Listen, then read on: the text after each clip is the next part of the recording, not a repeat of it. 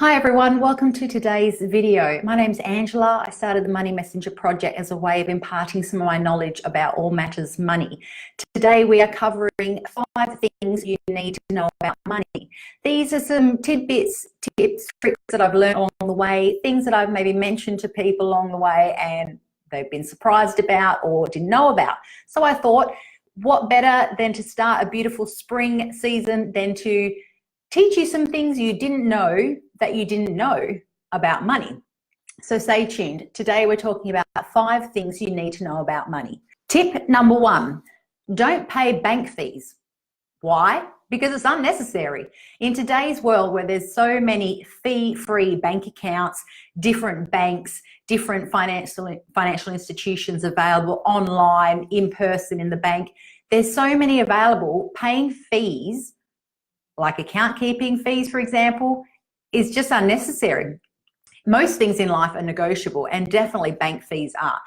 If you still have an older bank account, perhaps that you've had for 5 or 6 years, and you're paying something like an account keeping fee for $8 a month, for example, which I know a friend of mine recently had an account with ANZ Bank and was still paying an $8 a month account keeping fee, stop that. You are giving money to the banks for no reason, and it's unnecessary. $8 a month may or may not seem like a lot depending on your financial situation, but it all adds up. It all buys milk. And if you don't need to pay it, better off it be in your pocket. So check your bank accounts that you have now. They should be fee-free.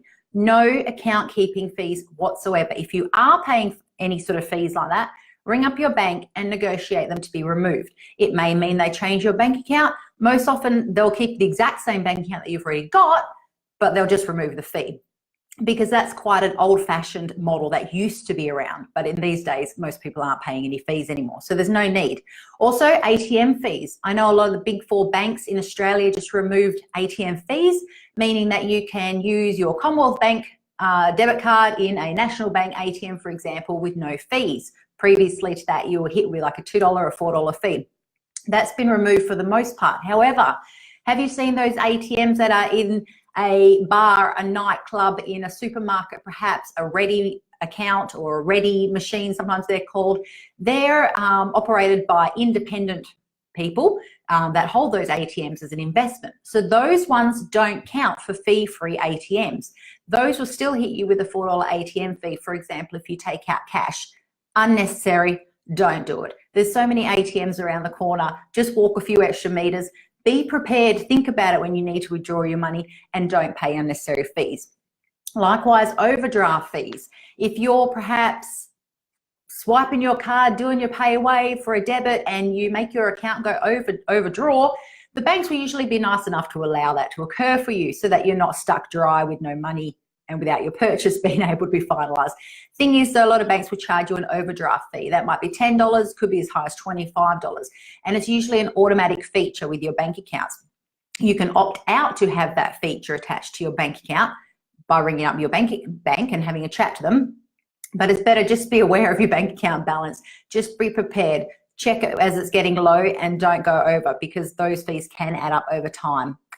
Credit card, account keeping fees as well, membership fees, annual fees, whatever you want to call it, particularly if they've got rewards programs attached to your credit cards. They can be sometimes as high as $200, $300, $400 a year. I'm not really a huge fan of reward programs for most people with most credit cards, because, for example, a $400 account keeping fee or membership fee, you can usually pay for a flight rather than accruing those reward points, for example. But other cards, sometimes for no reason whatsoever, they have an annual membership fee. Could be $25, could be $30. Why? Don't think you need to pay those, quite frankly. So ring up your bank, negotiate. By negotiate, I mean just ask. You'd be surprised how many people just don't ring up the bank, whether it be asked for a discount on their home loan rate or to remove a fee from a bank account, but it definitely is possible. The banks don't want to lose your business. It's about stickability, meaning that the longer you've had your accounts with them, the more accounts you've got with them, they want to keep you. They don't want you to move. So they will usually honor your request and give you a discount or remove fees. How do I know? Because I've done it myself. It definitely does work, people. Okay, tip number 2. It's usually cheaper to save than it is to borrow. That's because of the extra interest that you pay when you borrow money. So for example, it's all about being prepared. If you want to go on a holiday and someone invites you to go on holiday in 6 months, for example, and it's going to cost you $5,000, if you have that $5,000 in cash savings, obviously it's going to be cheaper for you than if you were to go and get a personal loan to pay for that holiday.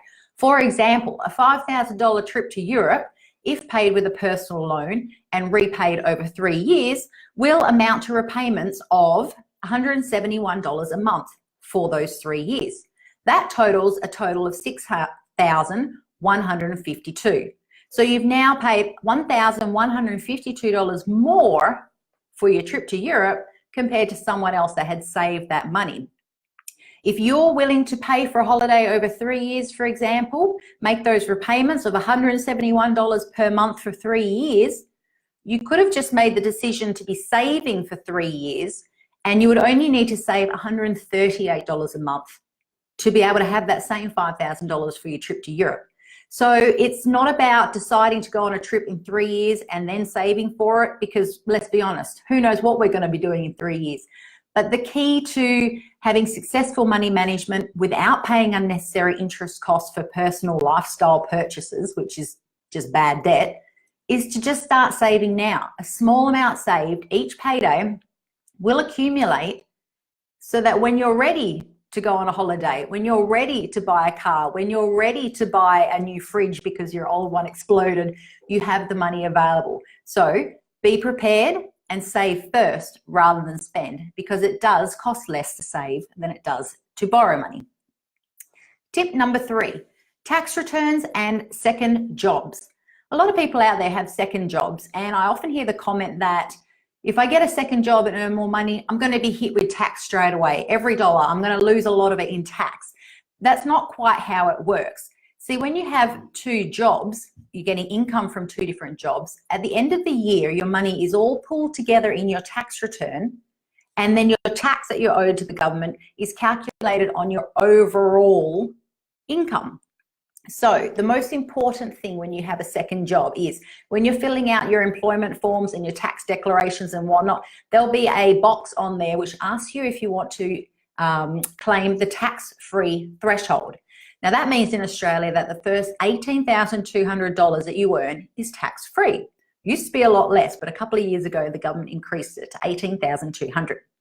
So that means when you get paid, your employer has a sheet which says how much you get paid in the week. They look at how much corresponding tax to take out. When you have a second job, you need to tell that employer that you do not wish to claim the tax-free threshold, because that's when people get in trouble, when they have multiple jobs and they've ticked that box with multiple employers, meaning that each employer is taking out less tax than they should. So if you have 2 jobs, you claim the tax-free threshold with one job, usually your first job, your main job, your higher paying salary job. The second job, you tick no, you don't want to claim your tax-free threshold. That means your boss will take out a little extra tax, but over the year, when you do your tax return, it will all wash out in the end and you will have paid a proper amount of tax. If you've got any tax deductions that you're claiming in your tax return, that will also wash out, and then you may find you actually get a tax return. The time when people find they have to pay income tax to the government at the end of tax year is if perhaps they have ticked yes to the tax-free threshold with more than one employer, meaning the second or third employer haven't been taking out enough tax from their income, or when some people try and force themselves to save by asking their employer to take out a little extra tax each week, and then they find at the end of the year they've lost that extra tax money. It's because maybe you had also earned some other income throughout the year, whether it be from investing or some gains or another third job that you may have picked up. So paying extra tax doesn't always mean that you'll get it back at the end of the tax year. It all depends on how much you earn and what goes into your tax return. Tip number 4, start investing as soon as possible. Why? Because of compound interest. Compound interest is what changes the game when it comes to making wealth for you and your family. That means that when you invest money into the share market or the property market, assets that grow in value over time, they earn income, whether it be share dividends or rental income, and the value of the asset also appreciates over time.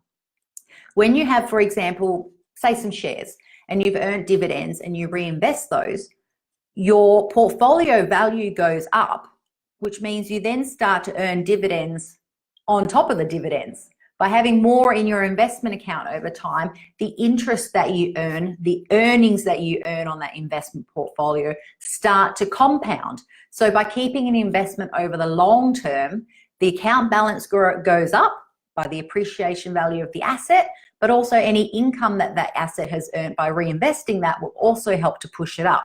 You start compounding your returns, compounding your interest, which makes your wealth go up. It's important when you're investing to keep it simple. There's a lot of education and bits and pieces out there on the internet, whether it be options trading or opening up an Amazon shop, things like that. And it's all good stuff, and I'm sure it works for some people. But when I'm educating you about money and talking about investing, I'm talking about keeping it simple. That means investing a small amount as soon as possible for the long term, alongside whatever else it is that you wish to do to try and make money. You've got to keep it simple. So for example, if you were to start a managed fund, a low-cost index managed fund, for example, with only $1,000 plus $100 a month. Start young, say you're 20. You do that consistently for 10 years. So that means you've invested $1,000 plus $1,200 a year, $100 a month. In 10 years, assuming that you've invested in a high growth portfolio, earning about 7%, as an example, it would be worth about $22,000. But you would have only invested about $13,000 along the way. That's the value of compound interest. That little amount put in each month or each year into a portfolio will return you money, which then compounds within the same portfolio. If you leave that investment going for 15 years, still adding your $100 a month consistently, you would have about $40,000 at the end of 15 years, even though you'd only invested about $19,000. The longer you leave it, the longer the compound interest has a chance to work. Leave it for 20 years, your portfolio would be worth a whopping $68,000, even though you'd only invested about $25,000 out of your own pocket. So the longer you leave it, even though you're investing the same amount each month for a longer period of time, it's the compound interest that will change the game. If you want to get started in investing to grow your wealth, keep it simple. Like I said, look into a low-cost managed fund, for example, with a low-cost management fee, or perhaps check out one of these new apps that are coming out now. There's some investing that helps you invest into ETFs, some apps. For example, Acorns, which is now called Raise, and I think it's a fabulous product. You need to check it out for yourself, because just because I say it's good, it doesn't mean it's going to suit your needs and whatnot. But the concept behind Raise, as it's now known, is it helps you to invest your spare change, which means you link it to your bank account, and whatever expenses you have coming out of your bank account, it rounds up each expense just by 50 cents or $1 and invests that into the markets for you using low-cost ETFs. And by doing that, you rarely notice the money coming out of your account, but it also lets you invest a lot less than you otherwise would need to. For example, a lot less than $100 a month with a managed fund. So keep it simple, but start investing as soon as possible. Tip number 5, all insurance is not the same. When it comes to life insurance particularly, there's a lot of over-the-phone insurance hotline type products available now in the marketplace. I see the TV ads all the time. It may seem like a good idea, and for some people it is, but there's 2 different types of underwriting that occur when you buy life insurance. You have moratorium underwriting and medically underwritten underwriting. So just quickly, the main differences are moratorium underwriting, which is the type of underwriting used when you buy life insurance over the phone or when you buy income protection over the phone. That's underwriting that is done later. So you sign up for the policy now, you complete minimal forms. The insurance is quite cheap usually and easy to implement over the telephone. That means that you don't fill out any health forms, no medical application forms, no blood tests, things like that. You get the insurance done a lot quicker.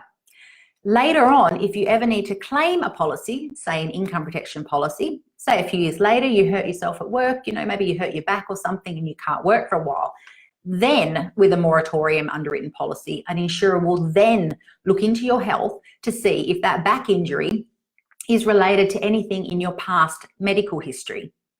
If it is, and they can prove that there was actually a history of medical back problems, you're unlikely to get your claim. So you might find it as a case of you've been paying premiums for a number of years for cover that you're really not eligible for because of something in your health history. With the opposite type of underwriting, medically underwritten underwriting, which is usually the type of life insurance you'll get if you go and see a financial planner, for example, and you take out insurance with, say, AMP, Zurich, CommInsure, things like that. There's a prospectus for you to read, there's application forms for you to complete. Depending on the type of insurance you're buying and the amount, your age, there may be some medical questionnaires that you have to fill out at the minimum, plus maybe also a blood test that you might need to go for. That's medically underwritten insurance. That means that your health is assessed now at the time of application, as in your personal health, as in what you've written in those application forms and what you've ticked in the medical questionnaires. That means that the underwriter will underwrite you according to your current health at the time. So with the case of an income protection claim for a back injury, if a few years later you claim your income protection for a back, they will look at your application and they will see that you had either disclosed or not disclosed problems with your back, and they would have accepted you based on your health. So if you did already have some problems with your back, it's likely that they would have either accepted it as it was, perhaps loaded your insurance policy with an extra premium, or excluded your back cover. But at least they would know about your back problems and still offer you cover or not. So the main difference with moratorium versus medically underwritten underwriting: moratorium, there's no initial health questionnaires. Usually it's insurance bought over the phone quite quickly and simply.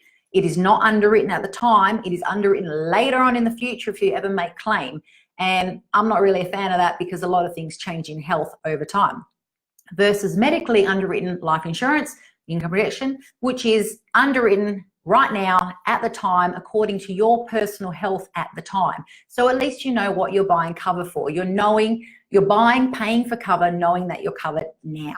So just keep that in mind if you're buying these insurance policies over the phone. If things are easier to buy over the phone, less forms, less mucking around, it usually comes with some conditions. And one or the other type of underwriting is not worse than the other. They suit different people with different needs. It's just important to know that there is a difference. So sometimes things that are purchased easily over the phone does not mean that they are the same or suitable for you. So today we covered 5 things that you need to know about money. I hope you've all enjoyed this video. For those of you that are watching live, please tag a comment in the box where you're watching from so I can see where this video is reaching out to. And please, everyone that watches this video, I'd like to ask you a favor. Tag one friend in this video, anyone, whether that person needs help with money or just wants to know more about money or wants to increase their knowledge about money. Just tag one single friend in these videos. Share the video with them. Then they can share it with their friends and family, and together we can spread the success of this Money Messenger project. So in summary, thanks for joining me today. We covered 5 things you ought to know about money. 1, don't pay bank fees. 2, it's cheaper to save than it is to borrow. 3, tax returns and having a second job. Only claim your tax-free threshold with 1 job. Number 4, start investing as soon as possible for as long as possible. Compound interest is a game changer when it comes to wealth creation.